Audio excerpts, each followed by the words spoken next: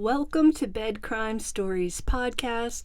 I'm your host, T, and I hope you're having a great day. Thanks to a gal who goes by Sleuthy Goosey on Twitter, we have a revised timeline for the night Kiely Rodni attended the party near the Prosser Creek Reservoir. Sleuthy compiled the timeline from information supplied to her from partygoers. I believe she's been in contact with a teenager named Elsa, as well as Kiely's friend Kate Cuneo.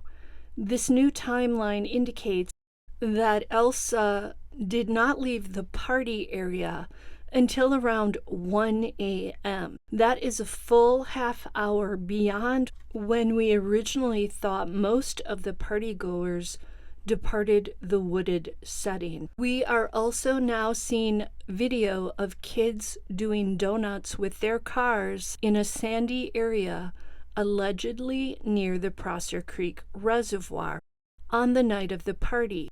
Do we know with 100% certainty that this video is from August 5th or 6th? Not that I'm aware of. It looks like it, but I cannot be 100% sure. Elsa has allegedly said that she last saw Kiely Rodni walking off alone toward her car, presumably to drive home around 12:30 a.m. We also know that Kiely's phone pinged near the Prosser Creek Reservoir at 12:33 a.m. Investigators originally said that Kiely's phone pinged half on land and half on water. Remember that? Now that information alone makes this seem like a tragic accident. But was the ping location that was shared accurate?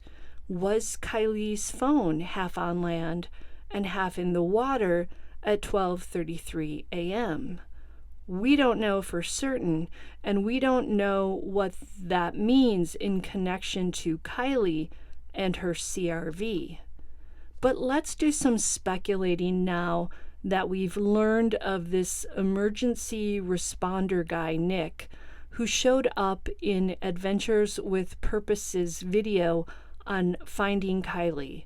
Note that Jared of Adventures with Purpose said on YouTuber Annie Elise's channel 10 to Life yesterday that he would not have used the title How We Found Kiely Rodni, Murder or Accident if AWP did not believe that there was a strong possibility of foul play.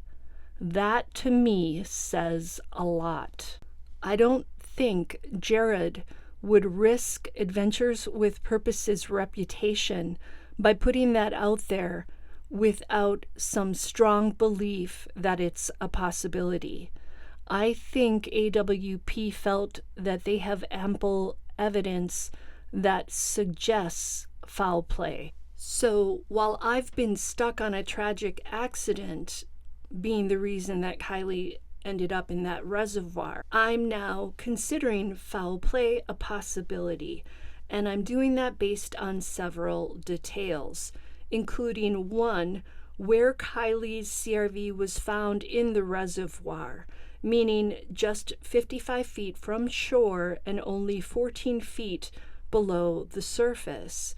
It's suspicious that the CRV was not spotted until Adventures with Purpose showed up 2 weeks after Kiely disappeared. 2. The state in which Kiely's CRV was found, with the passenger side window all the way down and the driver's side back window halfway down. Either some other people were in the car when it went in the water, or they opened the windows to ensure that the CRV sank as quickly as possible. Or the windows were left open from earlier in the night when Kiely, Sammy, and 2 other friends went in it to charge their phones, get some alcohol, and possibly also smoke a blunt or two. 3. Where Kiely was found in the vehicle. Shockingly, she was not found in the driver's seat. Instead, Kiely was at the very back of the CRV, in the trunk area. Jared of Adventures with Purpose clarified that Kiely was found in the back trunk or hatch area of the CRV. In Jared's opinion, it would have been impossible for Kiely to have floated back there, and it would be highly unlikely that she would have scrambled back there because, in Jared's opinion, there was no reason to. The back window was not open, and that would be the very back window to the trunk. And from what Jared understands, there's no latch inside the CRV that would enable someone to open the back door from inside.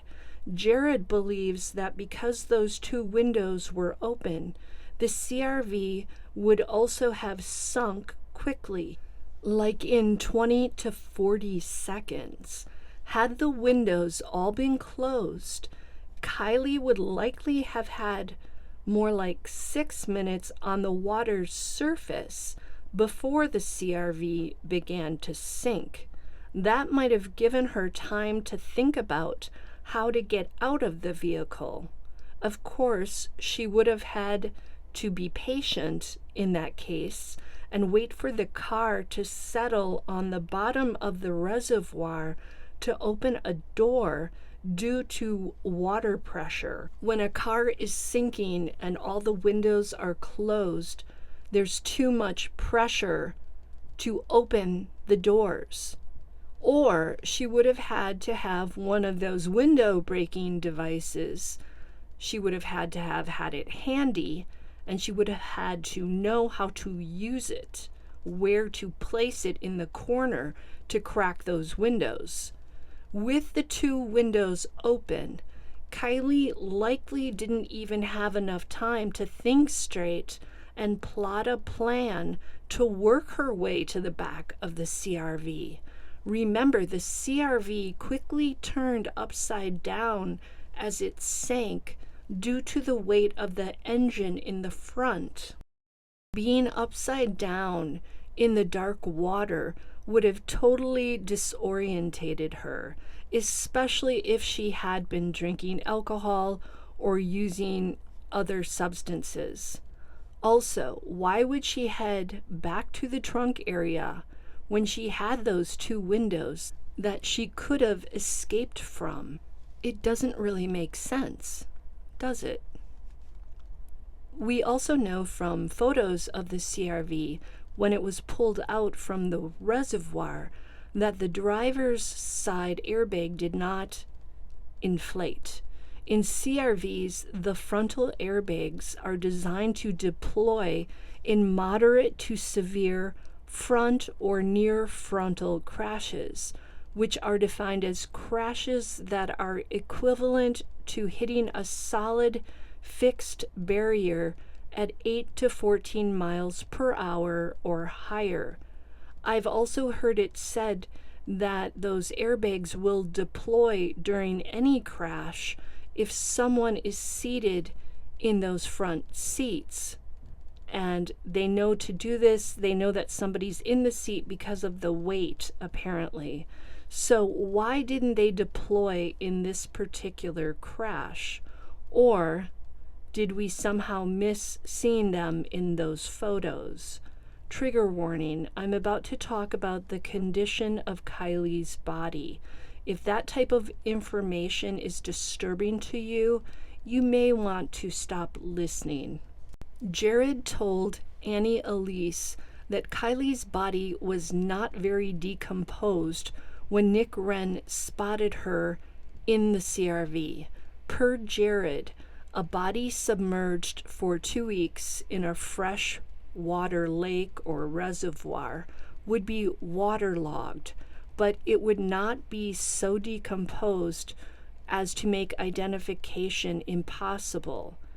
Had it been in an ocean where there's tons of aquatic life, the body would likely not be well preserved at the 2-week point. Per Jared, based on his experience, it would take up to 6 months for a body in fresh water to decompose to a great extent. Jared also told Elise that Nick Wren spotted a black shoe on one of Kiely's feet. So Nick Wren saw Kiely's foot and part of her leg. When asked if rumors about Kiely being undressed were true, Jared responded that he could not speak to that because he and Nick Wren had not discussed it. I'm wondering if Nick Wren told the investigators what he saw, and if law enforcement then told him not to share those details with anyone else, including Jared. I'm speculating about that, so don't write it down as fact. It's entirely possible that Kiely was fully clothed. Those are only rumors. But only Nick Wren and law enforcement likely know for certain. Jared also stated that Nick Wren did not notice if there was any type of sweatshirt or hoodie inside the CRV, nor did he notice if there was a perfume bottle inside while he was doing his dive around the vehicle and taking those photos we saw. When Elise asked if Nick Wren had seen any type of restraints on Kiely, Jared replied no. Also, Jared said that whether the CRV was in drive or neutral is a moot point. Apparently, the wheels will move and roll in both drive and neutral, so there's no point in discussing that anymore. Now, the most fascinating detail Jared shared was that if the video and audio from Nick, the tow truck driver, from his vehicle, if that pans out and proves that either Kiely or another young lady and young man were there at Boca Lake on Saturday morning after the party with Kiely's CRV, then Adventures with Purpose will be releasing 2 additional videos about their interaction with Nick, the emergency responder. What's weird about that, though, is if it was Kiely, wouldn't she have known that her car was in neutral and that was the reason why she couldn't start it? But then Jaeger, if it was Jaeger, would also know how to start Kiely's car. He is a photographer who seems to specialize in taking photos of cars. So was the male someone other than Jaeger? And was the female someone other than Kiely? So many questions. If this is down to foul play, that makes me wonder how whoever may have harmed Kiely came in contact with her that night or early morning. Was someone there that night in the darkness, waiting and watching for Kiely to get close to her CRV? Could someone have intercepted her as she walked solo to her car in the dark? Could that person or those persons have taken control of Kiely, turned her phone off, and proceeded to take her somewhere after that 12:33 a.m. ping near the Prosser Creek Reservoir? We have heard Kiely's phone was turned off at 12:33 a.m. Of course, that doesn't explain how Sammy Smith could have had a phone call from Kiely at 12:36 a.m. That 12:36 a.m. call is truly baffling. Either it happened or it didn't.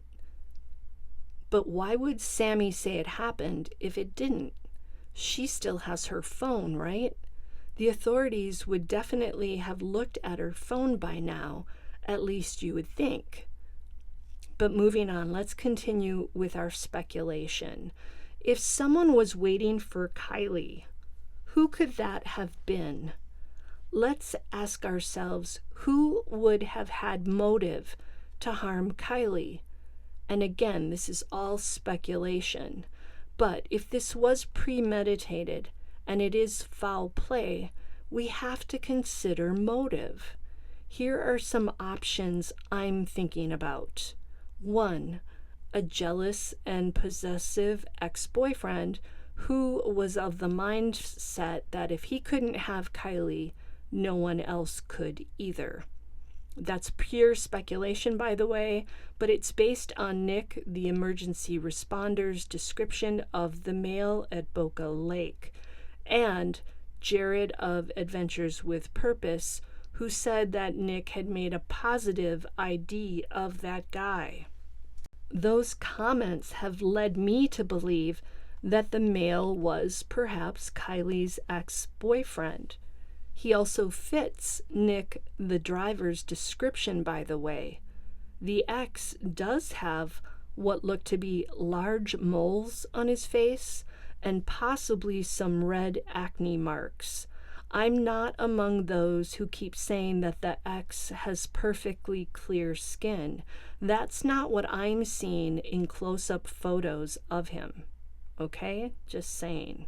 Another option as to who might have had motive to hurt Kiely is the female with whom Kiely is said to have had a fight at the party. We don't know who that female is, and I'm not comfortable listing possible names. But when females get into fisticuffs, it's usually pretty serious. In my experience, young women don't just engage in a fight for the fun of it. What set that fight off? What was so upsetting that Kiely and this other female became enraged enough to physically duke it out, if that's what really happened? A third option is that a stranger who may have attended the large party seized on the opportunity presented when he saw Kiely walking alone to her car. If Kiely was intoxicated, as has been alleged, she would not have had access to all her faculties. She might not have had the reaction time necessary to fight off another person, let alone a guy, especially if he was larger than she was. Kiely was tall at 5'7", but very thin. Being alone and possibly inebriated in a remote location like that increased her chances of falling victim to someone with evil intent. A fourth option is that maybe whatever happened to Kiely was unintentional. Perhaps she was injured when people were doing those donuts with their cars, or perhaps the fight she allegedly had with another female led to a fatal injury, or perhaps she either took or was given something that led to an overdose. But at 12:30 a.m. or 12:33 a.m., if we are to believe the revised timeline, there were still partygoers in the area dismantling lights that had been hung in the trees, removing a generator from the premises, and cleaning up party debris. You'd think these people would have seen or heard something if someone was attacking Kiely or grabbing her. But let's say if someone did grab Kiely, I would think that person would have had to have a weapon. Kiely doesn't strike me as someone who would go silently or without a major struggle. That girl looks fierce. She might be tiny, not very heavy, but she had what appears to be a strong spirit. Of course, we've heard she was inebriated at this point. If that's true, she would have had a harder time putting up a fight or thinking in a crisp manner. Now, Doug Bishop of Adventures with Purpose, he's the guy with the long beard, stated yesterday on Popcorn Planet that he would not be surprised if new developments are announced in Kiely's case. He said, and I quote, There should be answers really, really soon, end quote. Time will tell if that proves to be true.